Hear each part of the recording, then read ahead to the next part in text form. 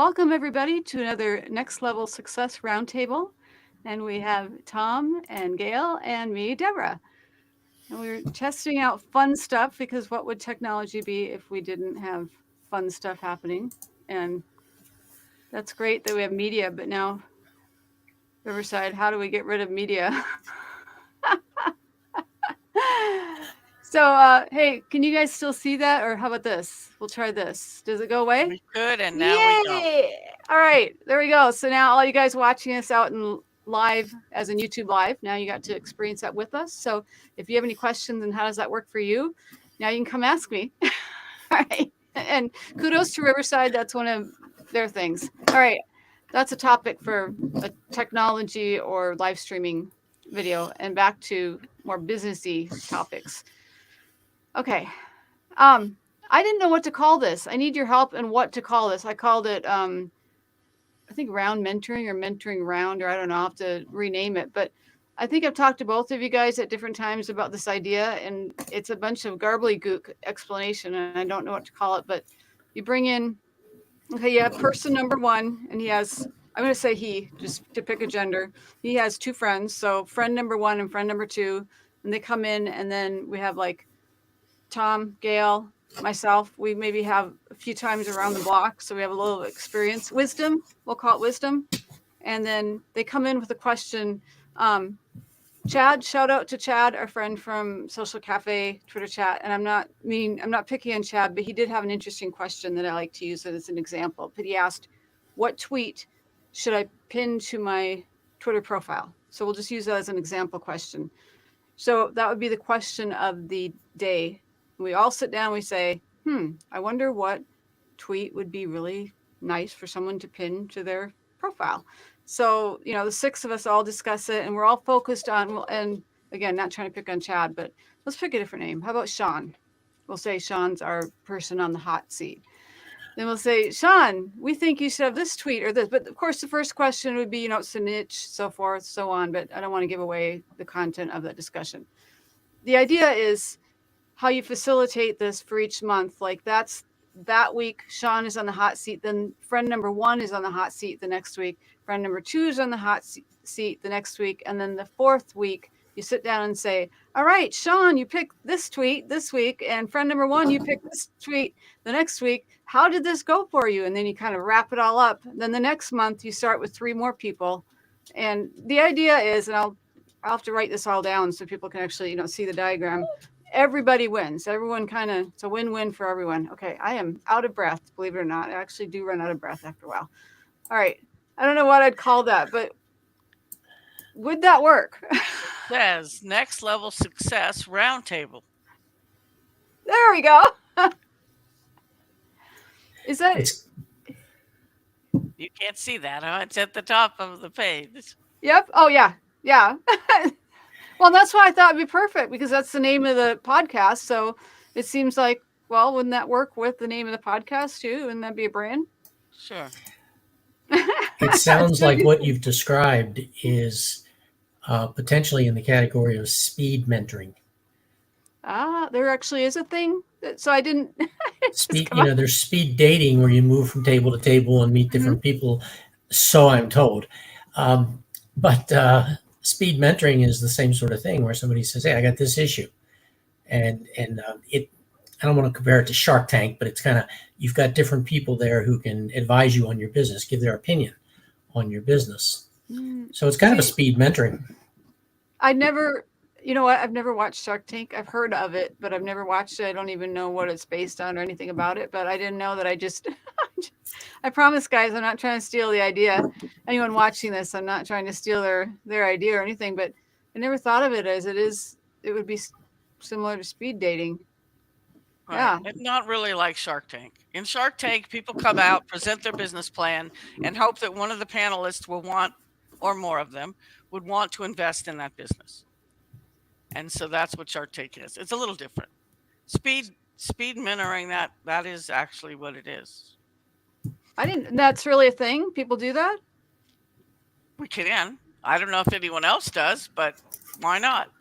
I mean, it makes sense. It's like, I can hear Tom's looking it up to see if it is the same concept as, Yeah, it's because speed dating, you're trying to see if after that first, if you go out on a date, did that work? Is that a relationship? Did it actually pan out or turn into anything? If you do a search on it, you get a lot of responses. So it's not like we invented the term. Oh, And all I right. did participate in one of those in a new contracting professional at a conference one time. And people were invited to sign up. And there was about, I don't know, 10 or 12 of us sat at different tables around the room. And every now and then they would hit the bell and person would get up, move to the next table, and you'd get another person at your table. And, you had so many minutes to try and address whatever their issue was. It does. It sounds like almost like breakout sessions at a conference, to some extent. But yours makes Okay. more sense. No, I'm not crying. I just, I don't know. I thought that way the person running, let's say in a position as, I don't want to say in charge of, but as far as the podcast, then I need to pick out 12 people, for instance, for the particular year, and then ask those 12 people to go find 2 friends. So I'm looking at saying, as far as the load of finding people, 2 friends each who will commit to show up at least 3 times. Even if they don't show up, it'd be nice if they show up the 4th time and say, hey, did this advice work? But even if they didn't, the rest of us could look at their profile and see if they're getting any responses on their profiles for that tweet, using that one as an example. Not the best example I know, but just an example. But then that makes for each person, that load of finding people becomes less, because, like, for instance, Tom, Gail, in my example, I just kind of threw you in there. I volunteered you in the in the example, but then you wouldn't have to find anyone. You'd just be showing up. I'd have other people like Hollywood Squares. Remember the show Hollywood Squares? Having people show up and give advice and so forth. So kind of spread that part around depending on how much you want to be involved in exposure and clips and content and so forth. So the idea would be that everybody would be winning in some capacity, going more for the win and less for the drain. Well, I couldn't participate in that way because, as the extreme introvert I am, you're asking me to find 2 friends, and well, that's just too much effort. We're 2 friends. Yeah, but you're already here. Right. You don't have to do that part. That's on someone else. And not to put an age thing, but I'm kind of thinking the younger group finding, like new in business, and some of the rest of us have, like I said, been around the block a couple times anyway, at least twice, 3 times, 4 times,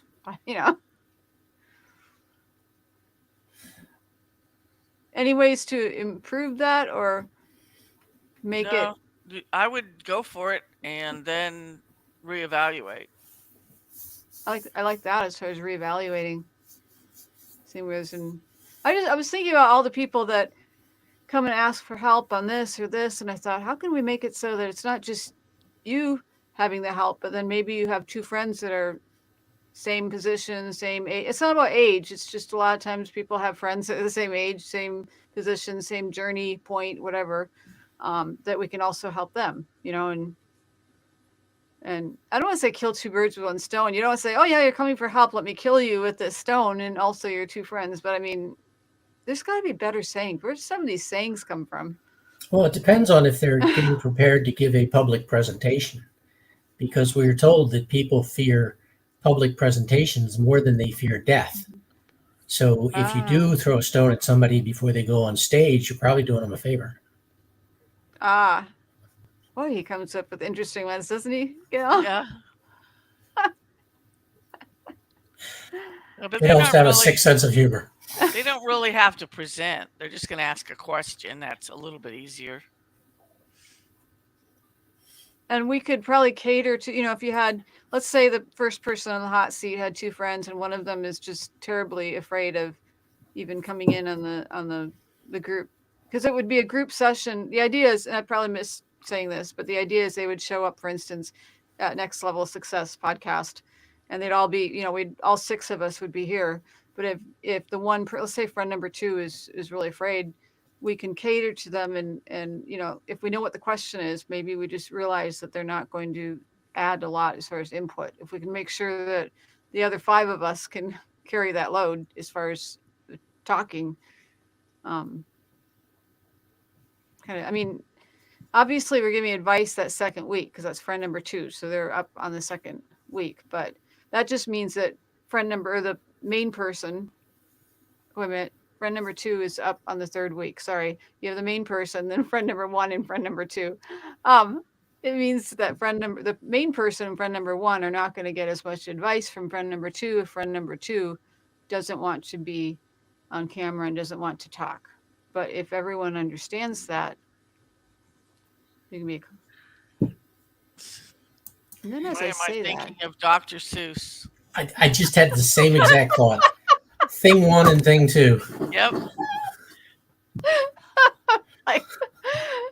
and as I was saying that, I'm like, what are we doing? So we're going to invite somebody to just sit here, and we could give them or have them bring a Dr. Seuss book. That would make for.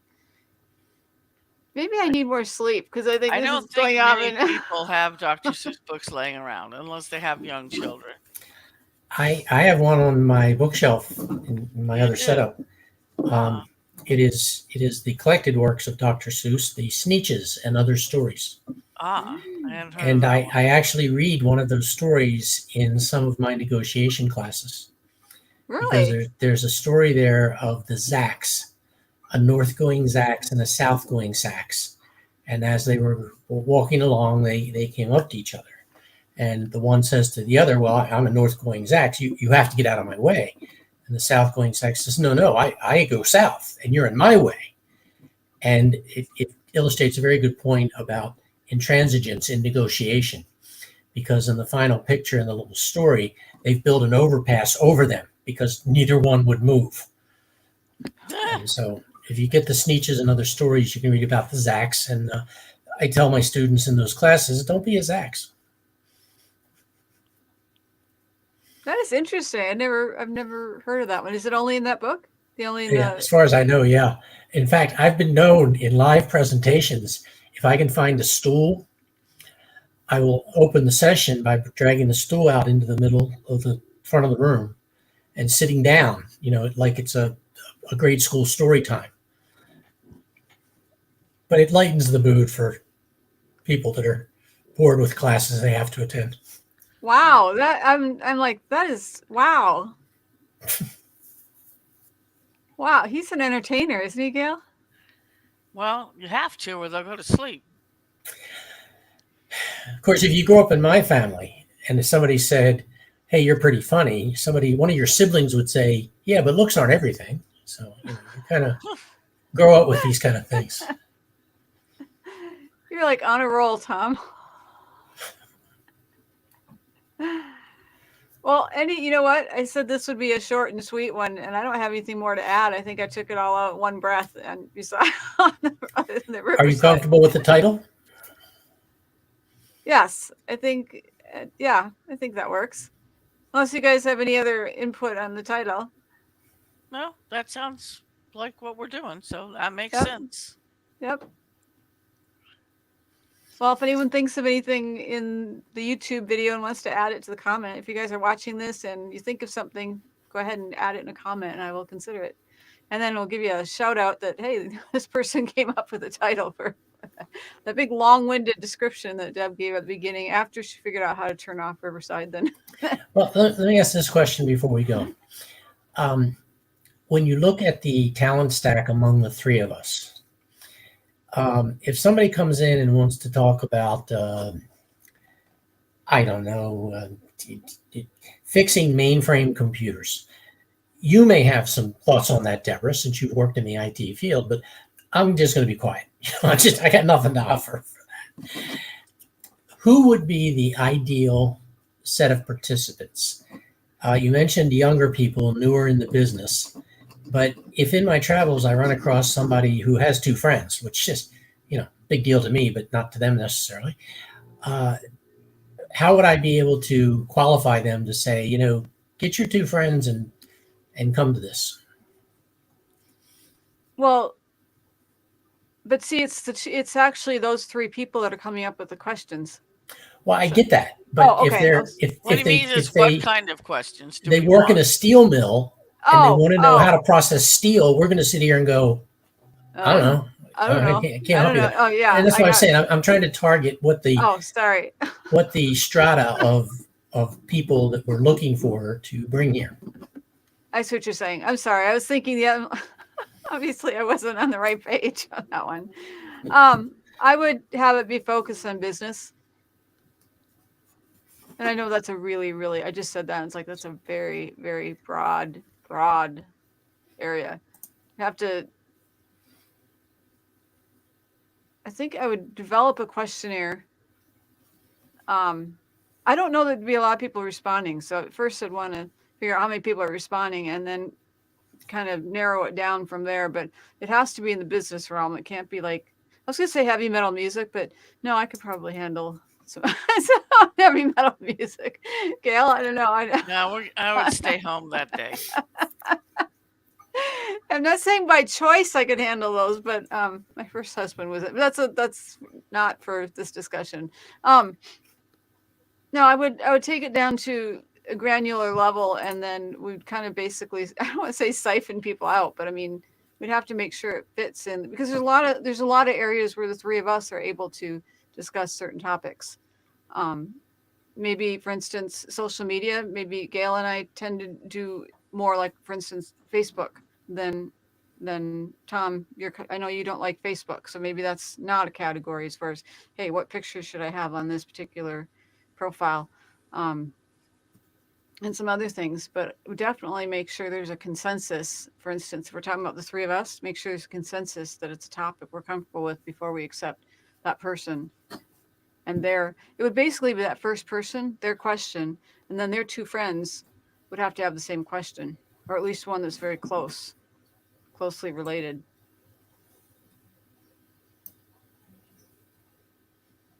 This is a roundabout way, but it'd have to be some process. Okay, well, I'll keep my eyes open. I just wanted to know, what am I looking for? How do I know it when I see it? That's a really good question. Now, man, you always make me think, Tom, and I definitely will be thinking. Gail, do you have any? Well, for me, it's usually small business, which includes marketing, social media, SEO light. But if we need fancy SEO, we need an actual SEO, content, that kind of thing. Some broad web design, but not technical, although you might do the technical, but just best practices, UI, and that kind of thing. I mean, we could cover a lot of stuff, but like he says, we're not going to answer questions about steel mills. And I could tell them about fixing mainframes, but nobody's going to come ask us that, because I was thinking, people don't fix their own in general. IBM was going to try to get them to, but I just can't see it. So I was thinking that mainframes. I thought right away, that's a Gail question. And yeah, I actually did fix mainframes. But when IBM said, we're going to have a mainframe, it's going to call home, order the part, we're going to ship the part, and the customer's going to install it in a live running mainframe. And I said, yeah, good luck with that. Yeah. It had 440 volt power supplies in it. Even I don't want to change parts in a mainframe with 20 years experience while it's running. No. Right? Wow. And so I thought that was the silliest thing I ever heard. I don't think they ever did it. Why would our customers paid like $1 million a year for maintenance? We're going to make them put the part in? I don't think so.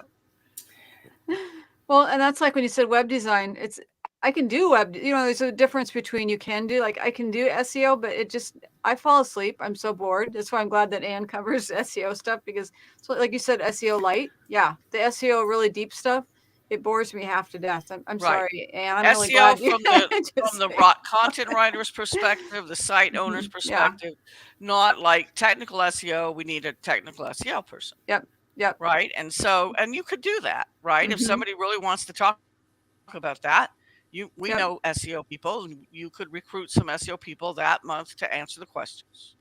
Right. And like site design, Gail, I think you'd be better as far as on the visual aspect on the site design. But if you're talking the more technical aspect and development of the back end. That stuff thrills me. I get up in the middle of the night.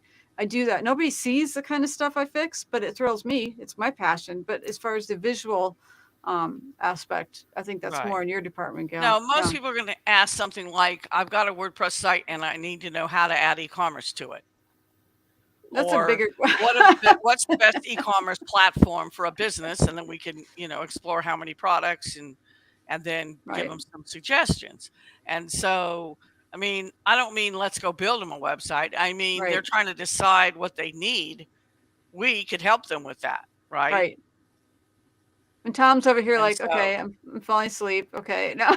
No, I'm listening intently because I'm in my mind, I'm blending it with something that I'm looking at here. I pulled up the WBS from the leadership book, and area 2 is competence. And that's really what we're talking about, is how do people gain this competence in their different areas. And I broke it out in terms of business acumen, which included finance, accounting, paying attention to the bottom line, legal matters, which includes contracts, human resources, and regulatory.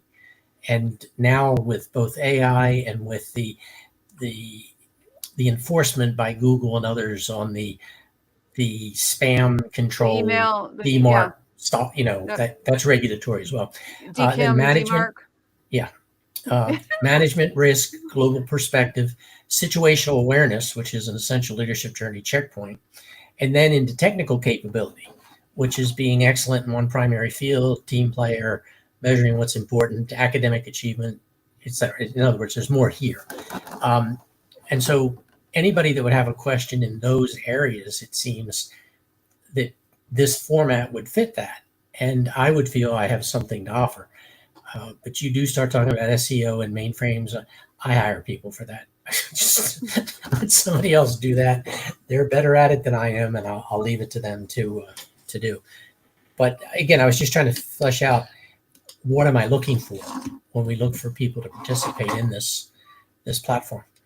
But I think you have an advantage as far as the overview. It seems like you really have a good view of like the pieces and where they fit. So even if someone got on here and it's like, wait, I have a different question I want to ask about SEO for content or something. It's like, whoa, that's not what we're planning. We could probably punt, and I still think you could contribute in the overall, because we're talking normally podcast sessions are about 20 minutes. So I think we could probably still punt on the session and go through that. Yeah, I wouldn't worry about we're recording this. If it's one, if it's not quite, if it's more a Deborah thing than a Tom or Gail thing, then, we'll still maybe have some insights or input, but the one person could answer the bulk of the question. So I'm sure it will work out. The three of us have different backgrounds. And so I don't think we'll have a problem, honestly, as long as we, it's in the ballpark. It just has to start out in the ballpark. Right. And if we backed it up with like I'm thinking again, and you guys you've seen the community site. I'm looking at not that community site, but I mean that format as far as the structure, underlying structure. And you guys will probably, I'm sure, not just probably, but will in future podcasts hear about the school platform. But that structure would allow for people that need more answers beyond the podcast to have a place to go for, hey, I want to sign up for courses here or coaching. So there are answers beyond. If we get in here, it's like, oh, wait, we need more technical SEO. It's like, I can hook you up with someone, come meet me at this spot, and we can delve further. So there are answers. There are answers for people. And with that, I know, Gail, you have I was gonna say a calling. How do I had little I was gonna say little critters that need. Yeah, the ducks have to go to bed because otherwise the owl wants to eat them. Yeah, that wouldn't be good. So, and with that, thank you all for tuning in for Next Level Success Roundtable Podcast. That's a mouthful, but Next Level Success. And we will see you same time next week, same place. And thank you most of all, Tom and Gail, for coming and joining us in the nice chat. Thank you for the invite. Night.